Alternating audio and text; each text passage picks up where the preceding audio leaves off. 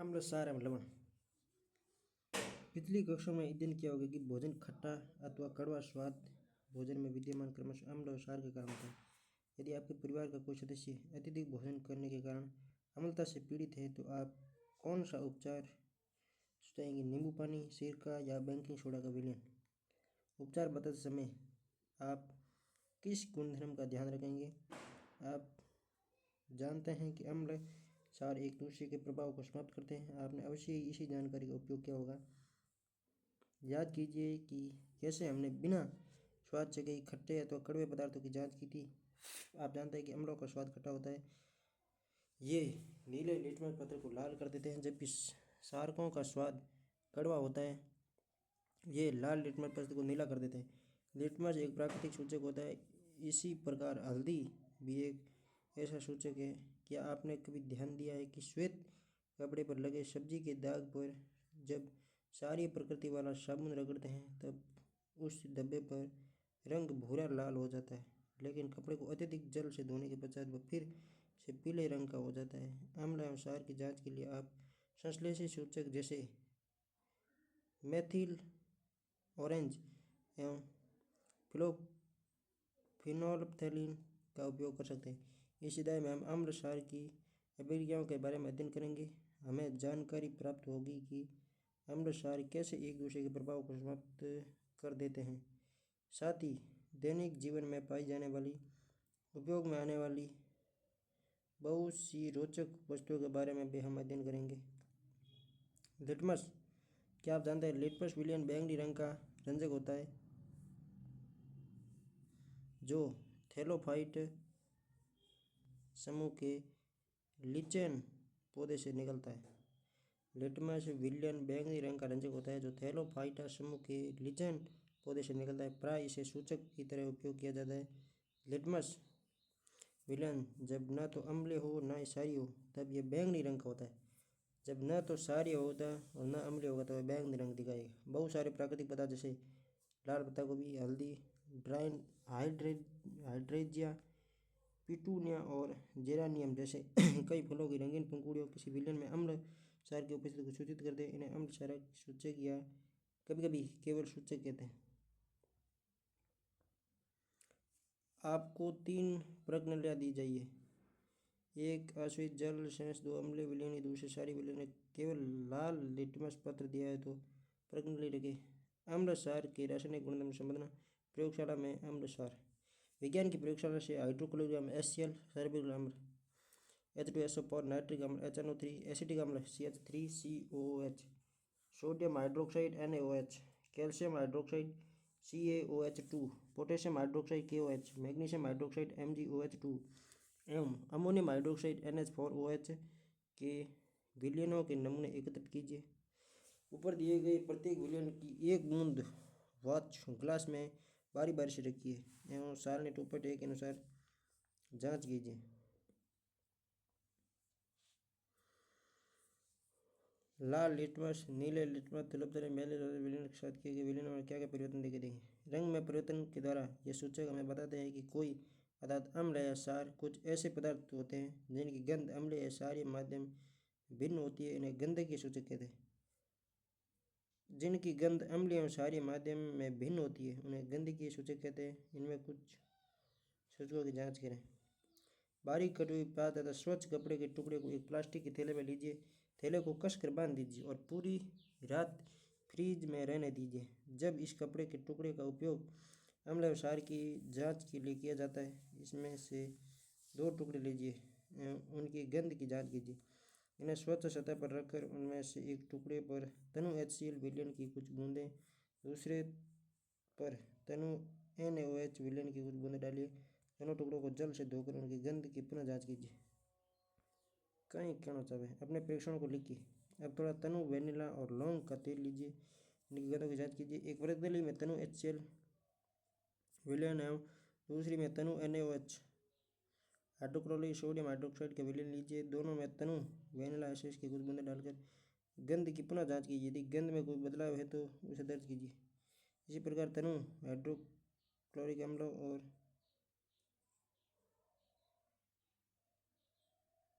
Sodium hydroxide. लौंग के तेल की गंध आई पर इतनी ज़्यादा प्रश्न बताई थी इसकी। अम्ल क्षार धातु के साथ कैसे अभिक्रिया करते हैं? आपके परीक्षण में वेनिला, प्याज और लौंग के तेल में से किसी एक गंधीय सूची की तरह उपयोग किया जाता है।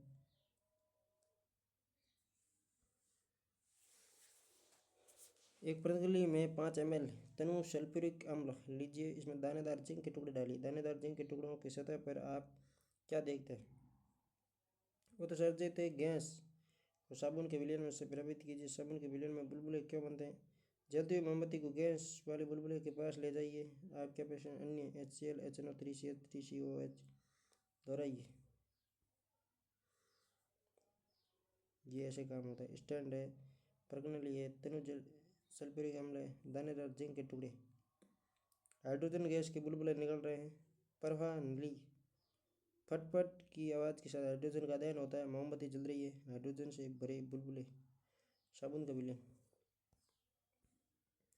ध्यान दीजिए, ऊपर दी गई अभिक्रिया में धातु अम्ल से हाइड्रोजन परमाणुओं का हाइड्रोजन गैस के रूप में विस्थापन करती है और एक यौगिक बनाता है जिसे लवण कहते हैं। ध्यान दीजिए, ऊपर दी गई अभिक्रिया में धातु अम्ल से हाइड्रोजन परमाणु का हाइड्रोजन गैस के रूप विस्थापन करती है, यौगिक बनाते हैं, जिसे लवण कहते हैं। अम्ल के साथ धातु की अभिक्रिया को इस प्रकार व्यक्त करते हैं। अम्ल प्लस धातु, लवण प्लस हाइड्रोजन। एक पतल में जिंक के कुछ दाने टुकड़े डालिए। उसमें 2 ml सोडियम हाइड्रोक्साइड घोल गर्म कीजिए। 2NaOH प्लस Zn बराबर Zn2 Na2 ZnO2 H2O gas, hydrogen gas, sodium naked. आप देखें कि अभिक्रिया में पुनः हाइड्रोजन बनता है। ऐसी अभिक्रिया सभी धातुओं के साथ संभव नहीं। धातु कार्बोनेट तथा धातु हाइड्रोकार्बोनेट अम्ल के साथ कैसे अभिक्रिया करते हैं?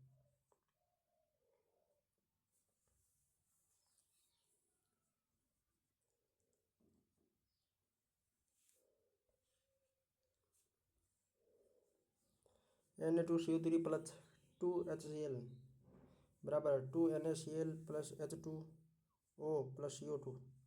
NaHCO3 प्लस HCl बराबर NaCl plus H2O plus CO2। उत्पादित कार्बन डाइऑक्साइड गैस को चूने के पानी में परिवर्तित कीजिए। COH2 plus CO2 CaCO3 plus H2O। अत्यधिक मात्रा में कार्बन डाइऑक्साइड प्रभावित करने पर निम्न अभिक्रिया होती है। CaCO2 CaCO3 plus H2O plus CO2 CaHCO2। चूनापत्थर घड़िया संगमरमर कैल्शियम कार्बोनेट के विविध रूप हैं। चूनापत्थर घड़िया के संगमरमर कैल्शियम कार्बोनेट के विविध रूप हैं। सभी धातु कार्बोनेट और हाइड्रोकार्बन अम्ल के साथ अभिक्रिया करके संगत लवण और कार्बन डाइऑक्साइड जल बनाते हैं। धातु कार्बोनेट और धातु हाइड्रोकार्बोनेट अम्ल के साथ क्रिया करें लवण, कार्बन डाइऑक्साइड और जल बनाते हैं।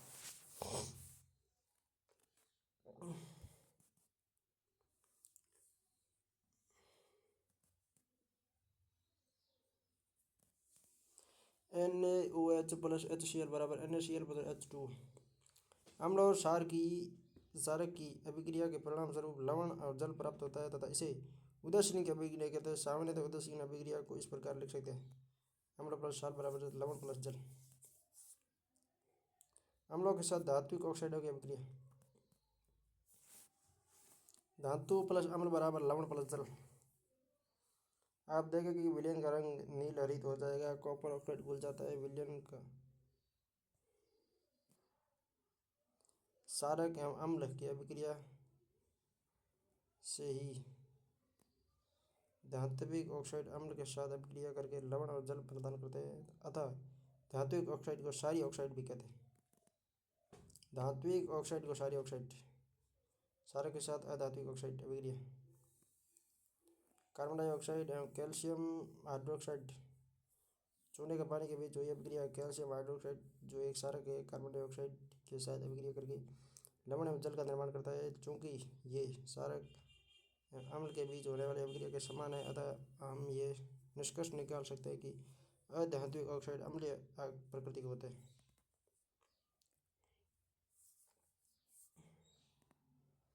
सभी अम्लों और क्षारकों में क्या समानताएं होती है? गुणधर्मों में समानता क्यों होती है? इससे पता चलता है कि सभी अम्लों और हाइड्रोजन होती है। सभी अम्लों में हाइड्रोजन होता है। आइए एक क्रियाकलाप के माध्यम से जांच करें हाइड्रोजन के सभी यौगिक अम्ल। ग्लूकोज, एल्कोहल, हाइड्रोक्लोरिक अम्ल, सल्फ्यूरिक अम्ल। 2 कीला लगाकर कॉर्क को 100 ml के बीकर में रख दीजिए। 6 वोल्ट बिजली बल्ब स्विच। अब बीकर में थोड़ा HCl डालकर विद्युत धारा प्रवाहित कीजिए।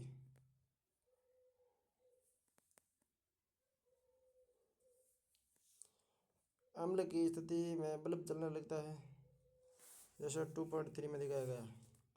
परंतु आप ये देखेंगे कि ग्लूकोज और अल्कोहल का विलयन विद्युत का चालन नहीं करते हैं। बल्ब के जलने से पता चलता है कि इस विलयन से विद्युत का प्रवाह हो रहा है। अम्लीय विलयन में विद्युत धारा का प्रवाह अम्ल में उपस्थित इन्हीं आयनों द्वारा होता है। अम्लों में धनायन H+ तथा ऋणायन जैसे HCl, CiHNO3। अम्ल में उपस्थित धनायन H+ है। इसे ज्ञात होता है कि अम्ल विलयन में हाइड्रोजन आयन H+ उत्पन्न करता है। इसी कारण उनका गुणधर्म अम्लीय होता है। सोडियम हाइड्रोक्साइड, कैल्शियम हाइड्रोक्साइड आदि जैसे क्षारकों का उपयोग करके हम क्रियाकलाप को दोहराएं। जलीय विलयन में अम्ल या क्षार क्या होता है?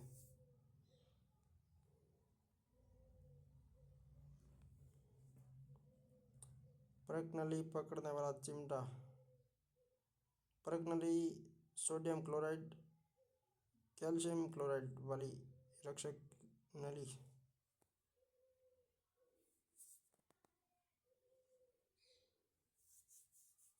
शुष्क HCl गैस और HCl विलयन। अध्यापक निर्देश: यदि जलवायु अत्यधिक आर्द्र हो तो गैस को शुष्क करने के लिए आपको कैल्शियम क्लोराइड वाली शुष्क नली गैस प्रवाहित करना होगा। इस प्रयोग से स्पष्ट होता है कि जल की उपस्थिति में HCl में हाइड्रोजन आयन उत्पन्न होते हैं। जल की अनुपस्थिति में HCl अणुओं से H+ आयन पृथक नहीं हो सकते। HCl + H2O बराबर H3O+। हाइड्रोजन आयन स्वतंत्र रूप से नहीं रख सकते, लेकिन ये जल के अणुओं के साथ मिलकर रह सकते हैं। इसलिए हाइड्रोजन आयन को सदैव H+ या हाइड्रोनियम आयन से दर्शाना चाहिए। H+ + H2।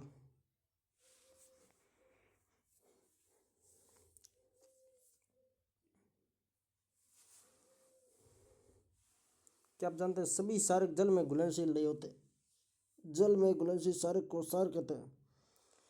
इनका स्पर्श साबुन की तरह होता है। किसका क्षार का स्वाद कड़वा होता है तथा प्रकृति संसारक होती है। इन्हें कभी भी छूना या चखना नहीं चाहिए क्योंकि ये हानिकारक होते हैं।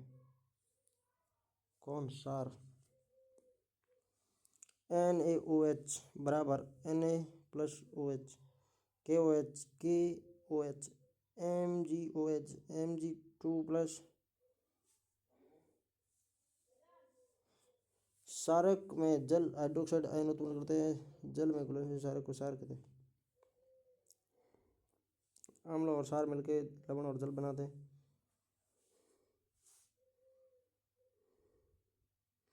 अम्ल तथा सभी क्षारक उत्पन्न करते हैं अभिक्रिया व अभिक्रिया ठेकुड़ी। सांद्र अम्ल क्षारक वाले बर्तनों में लगे, चेतावनी दीजिए। जल में अम्ल या क्षार के घुलने की प्रक्रिया अत्यंत ऊष्मा से भी होती है। जल में सांद्र नाइट्रिक अम्ल या सल्फ्यूरिक अम्ल को मिलाते समय अत्यंत सावधानी रखनी चाहिए। अम्ल को सदैव धीरे धीरे तथा जल को लगातार हिलाते हुए जल में मिलाना चाहिए।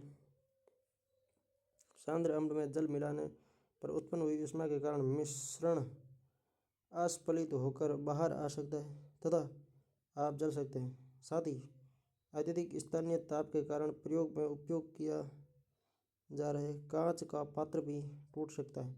सांद्र क्षारीय अम्ल के कैन, डिब्बा तथा सोडियम हाइड्रोक्साइड की बोतल पर चेतावनी के चिन्ह पर ध्यान दीजिए। जल में अम्ल या क्षारक मिलाने पर आयन की सांद्रता में प्रति इकाई आयतन में कमी हो जाती है। इस प्रक्रिया को तनुकरण कहते हैं। ये अम्ल और क्षारक तनुकृत होते हैं। अम्ल और क्षारक के विलयन कितने प्रबल होते हैं? हम जानते हैं कि अम्ल क्षारक के सूचक का उपयोग करके अम्ल एवं क्षारकों में अंतर प्रदर्शित किया जा सकता है। पिछले अध्याय में हमने H+ अथवा OH- आयनों की विलयनों की सांद्रता कम होने तथा तनुकरण के बारे में पढ़ा था। क्या हम किसी विलयन में उपस्थित आयनों की संख्या जान सकते हैं? किसी विलयन में उपस्थित हाइड्रोजन आयन की सांद्रता ज्ञात करने के लिए एक स्केल विकसित किया गया है, जिसे pH स्केल कहते हैं।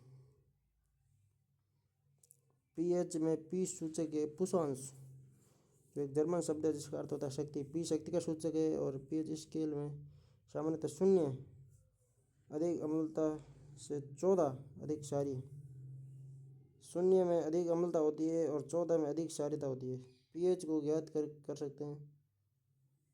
साधारण भाषा में pH को एक ऐसी संख्या के रूप में देखना चाहिए जो किसी विलयन की अम्लता अथवा क्षारीयता को दर्शाते हैं। हाइड्रोनियम आयन की सांद्रता जितनी अधिक होगी उसका pH उतना ही कम होगा।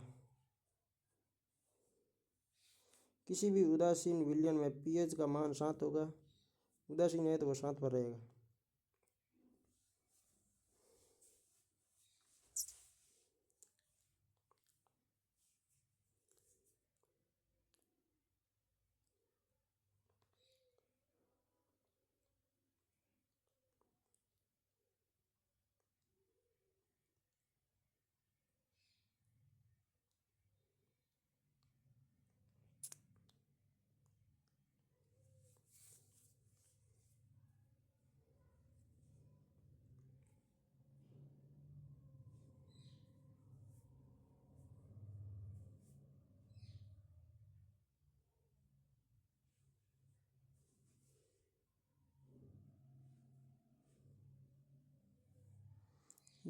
जटर रस का pH 5 होता है। नींबू के रस का pH 1.5 होता है। ये दोनों अम्लीय होते हैं, ठीक है। शुद्ध जल का pH 7 होता है। मिल्क ऑफ मैग्नीशिया का pH 10 होता है, जो क्षारीय होता है। सोडियम हाइड्रोक्साइड का लगभग 10 होता है।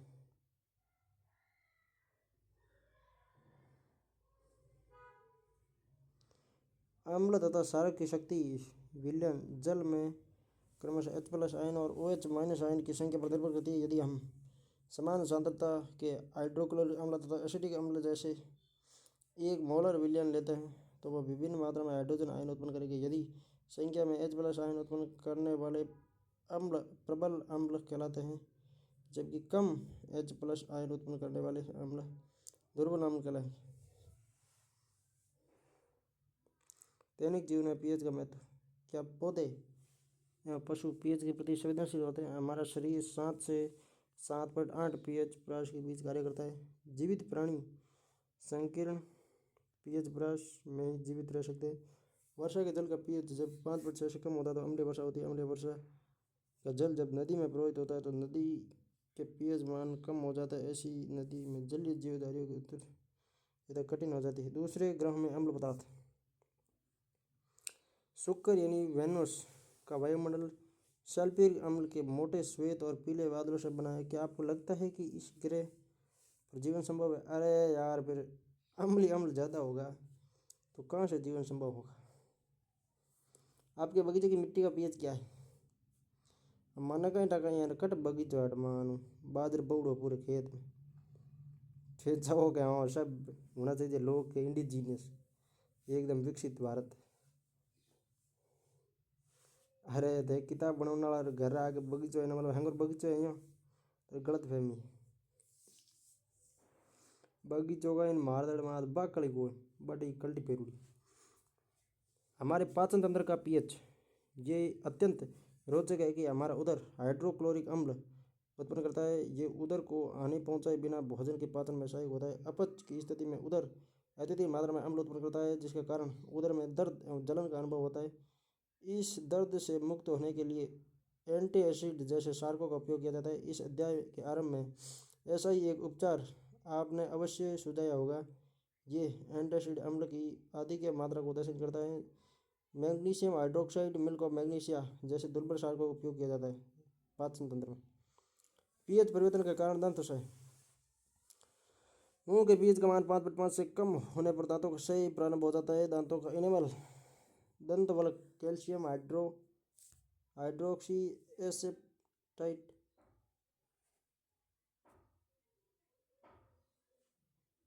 कैल्शियम फॉस्फेट का क्रिस्टलीय रूप से बना होता है, जो कि शरीर का सबसे कठोर पदार्थ है। ये जल में नहीं घुलता, लेकिन मुंह में के पीएच का मान 5.5 से कम होने पर यह संसारित हो जाता है। मुंह में उपस्थित बैक्टीरिया भोजन के पश्चात मुंह में अवशिष्ट शर्करा एवं खाद्य पदार्थों को दग्धीकरण करके अम्ल उत्पन्न करता है। भोजन के बाद मुंह साफ करने से इसका बचाव किया जा सकता है। जीमण जीम तो दांतों बढ़िया धो दिया जना दंत से वह कोनी आई 5.5 हूँ। यदि कम होगा पीएच मान तो बचे दांत मजो जला। मुंह की सफाई के लिए सारकीय दंत मंजन का उपयोग करने से अम्ल की अधिकतम मात्रा को उदासीन किया जा सकता है, जिससे परिणाम दंत से रोका जा सकता है। पशु और पौधों द्वारा उत्पन्न रसायनों से आत्मरक्षा। क्या कभी आपको मधुमक्खी ने डंक मारा है? यस सर, बिल्कुल राइट। मधुमक्खी का डंक एक अम्ल छोड़ता है, जिसके कारण दर्द एवं जलन का अनुभव होता है। डंक मारे गए अंग में बेकिंग सोडा जैसे दुर्बल क्षारक के उपयोग से आराम मिलता है। बेकिंग सोडा मतलब व्याकरण बुकी और माजे नाम बड़ों ने फूला बच्चे को बिना क्या कर बेकिंग सोडा खारो नमक। नेटल के डंक वाले बॉल मेटाजोइक अम्ल छोड़ जाते हैं। चीटी है नहीं, वो मेथनजोइक या फार्मिक अम्ल छोड़ती है नेटल। जलन के दर्द अनुभव होता है। प्रकृति उदासीनीकरण के विकल्प देती है। नेटल एक शाकीय पादप है जो जंगलों में उपजता है। इसके पत्तों में डंकनुमा बाल होते हैं, जो अगर गलती से छू जाए तो डंक जैसा दर्द होता है। इन बालों से मेथनजोइक अम्ल का स्त्राव होने के कारण नेटल क्या एक पौधा है। नेटल का डंक अम्ल का स्त्राव मेथनजोइक अम्ल का स्त्राव होने के कारण दर्द होता है। पारंपरिक तौर पर इसका इलाज डंक वाले स्थान पर डॉग पौधे की पत्ती रगड़ कर किया जाता है। डॉग पौधा को दूसरा पौधा है। ये पौधे अधिकतर नेटल के पास ही पैदा होते हैं। क्या आप डॉग पौधे की प्रकृति का अनुमान लगा सकते हैं? आप जब जान गए होंगे कि अगली बार पहाड़ों पर चढ़ते हुए गलती से नेटल के पौधे को छू जाने पर आपको क्या करना होगा। कुछ नहीं, डॉग के पौधा की पत्ती को मसल के ऊपर उसके ऊपर लगे। क्या आप ऐसी पारंपरिक इलाज जानते हैं तो डंक लगने पर प्रभावी हो? ये भाई इंपॉर्टेंट है, सारणी तो बहुत बहुत